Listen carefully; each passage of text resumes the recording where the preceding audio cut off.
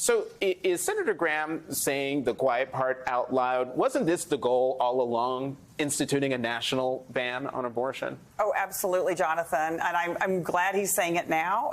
As you saw in that polling, the decision in Dobbs was extremely unpopular across the country. I just saw the most recent poll of Perry Undum. 97% of American voters know that Roe was overturned. They are very upset. It's much on the mind of voters. And interestingly enough, in that same poll, the intensity on voting on this issue is very high, especially with women. 16-point swing with Republican women. So I'm glad that Senator Graham's being clear. No matter what states do, if the Republicans gain control of Congress, they will introduce a national abortion ban. So we just put the results up there. Again, 61% of the new NBC News poll say they are against what the Supreme Court did in overturning Roe. And yet, we've got lawmakers defying the American people. I'm trying to understand. If the American people are over here and Congress keeps doing stuff over here, why do they keep doing things that the American people don't want or don't like?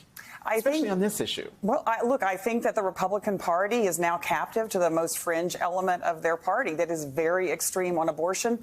As we've seen, there are abortion bans now across the country, including in my home state of Texas. In Texas now, and this is a big issue in the governor's race in Texas. In Texas now, doctors face a minimum of $100,000 fine, potentially life imprisonment. And the stories coming out are heartbreaking of what women are facing, women having to flee the state to get access to safe and legal abortion that, of course, has been legal for nearly 50 years in America.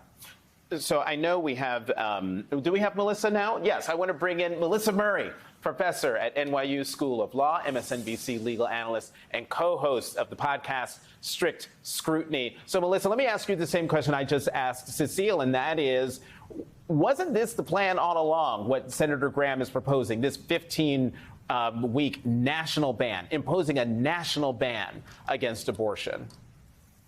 I think that certainly was the plan all along, Jonathan. It was signaled by Justice Brett Kavanaugh in his concurrence to the majority opinion in Dobbs. He noted that this is now a decision that would be put to the people, either in their state legislatures or in Congress. And certainly that's what's happening now. Senator Graham has really tried to pitch this as a compromise, and I think that really makes clear how narrow the Overton window has become on this question. 15 weeks just a year ago was seen as beyond the pale, patently unconstitutional, patently in conflict with Roe and Casey, decisions that have now been consigned to the dustbin of history. It is not a normal time frame for reproductive freedom, and he knows that, but he's pitching this as a compromise.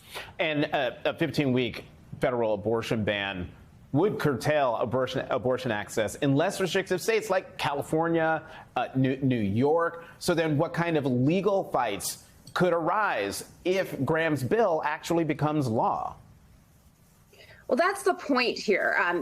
The whole idea around Dobbs is this is going to be returned to the states where individual jurisdictions could make distinctions about abortion policy that were consistent with the views of their constituents. But again, a national ban that makes it impossible to have an abortion after 15 weeks, again, might be inconsistent with California or Illinois or New York. And there will be litigation over that. Make no mistake about it, whether those views can be imposed on the citizens of those states if this is truly something that is supposed to be decided on a state-by-state level.